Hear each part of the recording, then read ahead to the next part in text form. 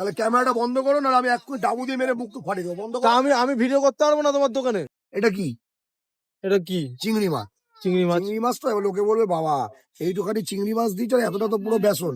Open দেখাচ্ছি আজকে। তুমি তুমি বলো কোনটা নেবো, তুমি বলো।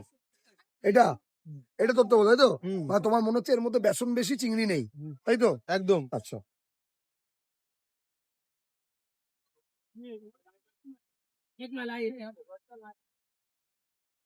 বলো, দেখে নাও। তুমি তো বললে চিংড়ি নেই। এর দাম কত জানো? কত? 6 পিস চিংড়ির দাম 50 টাকা। 6 পিস চিংড়ির দাম 50 টাকা। কি বলছো? এরকম সাইজের চিংড়ি। এই লাস্ট পর্যন্ত এটা হচ্ছে তোমার ব্যাটার। লাস্ট পর্যন্ত এর মধ্যে আছে। বলো কি বল? তোমাদের মতো কিছু মানে ছাপড়িদের জন্য আমাদের মতো ফুড ব্লগারদের নাম বদনাম হয়। তা তুমিও তো করো ওইগুলো। কে? আমি করি, যুক্তি দিয়ে দিলাম। তুমি যে এই কোশ্চেন গুলো প্রথমে করলে, ওই কোশ্চেনের উত্তর দিতে পারবে? না আমার কাছে নেই দাদা।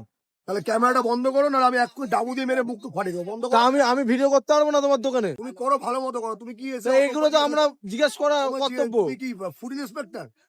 চলে যাও, ক্যামেরা বন্ধ করো, মেরে দেবো, চলে যাও।